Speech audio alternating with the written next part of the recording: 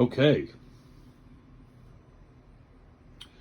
So the reason we're doing this whole thing is I'm a theater production designer, and we have an upcoming production at our theater in February or March of 24 called The Zombie Cheerleaders.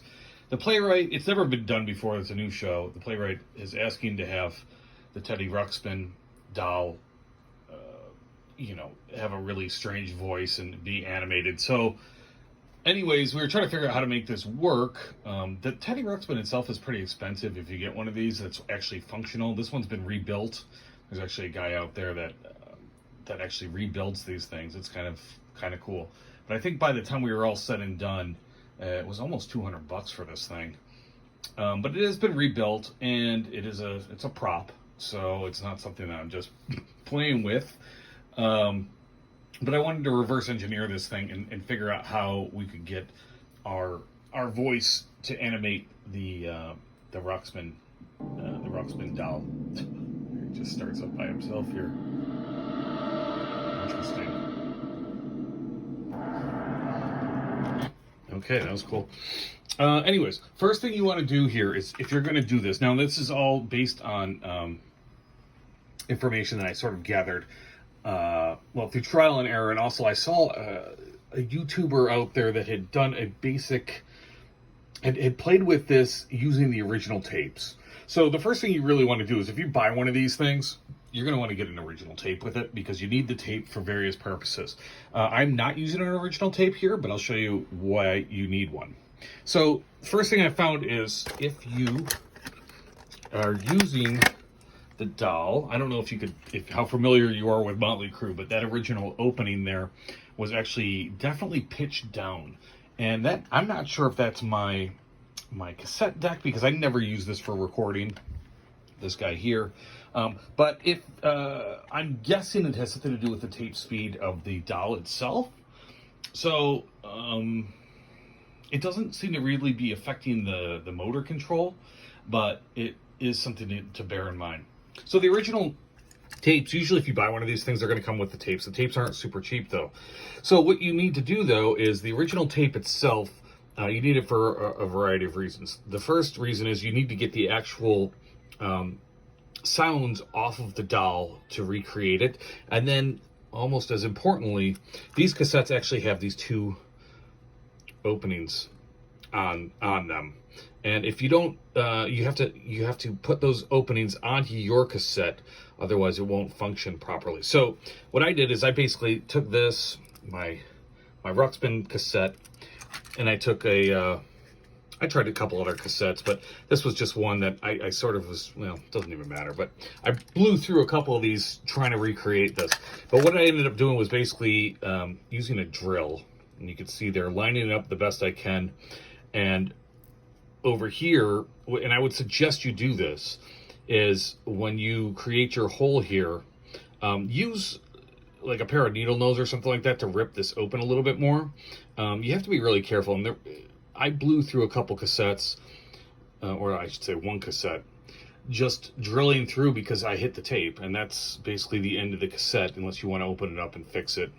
And but you have to have this opening here, otherwise that indicates to the motor here, to the doll, that we have a properly formatted cassette, and to listen for the machine pulses that are happening.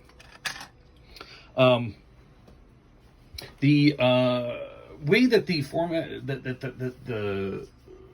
the recordings are actually sort of formatted here is these are set up as a split mono. Or sorry, I should say dual mono. So I took the original cassette here, and I recorded into my DAW here.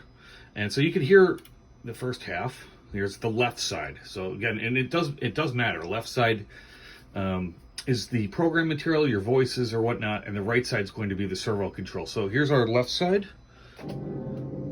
Oops, I really played. I did not want to play that. Yeah, let's play some of this. Enjoy talking to people. I would like you to meet some of my other friends too. All right, so that's left side by itself. Have lots of good times together. At the same time, on the right side, we have the actual the actual control tones. So once you have these separated into the dual mono, it's sort of just playing and experimenting with it here, because now you can hear them together. Now, listen to this sound.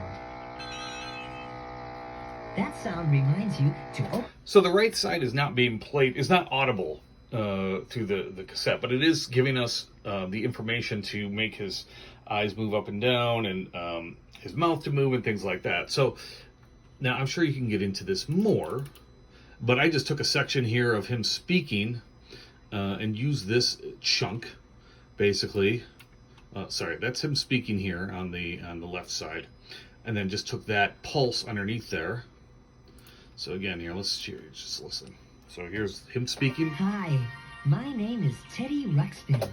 And the corresponding pulse.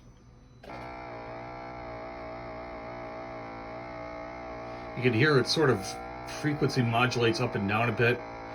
You know, I'm not sure exactly what modulations are doing what.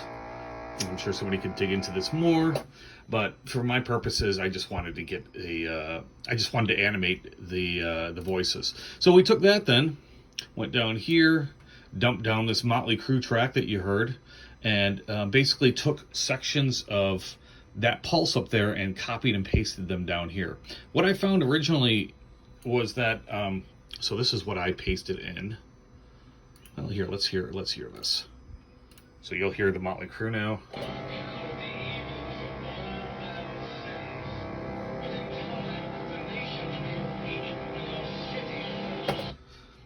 And what I sort of found was there was sections initially I was trying to, well, I was overcomplicating things a bit. But again, you could dissect this much more.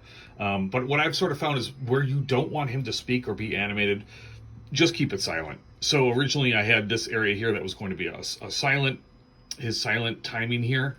But I still had animation in there. So I just muted this, and then I found that when he wasn't speaking, he would just sort of close his eyes. And that was fine for our purposes. So he just, when you want him to speak, use those pulses there on the right channel, left channel program material.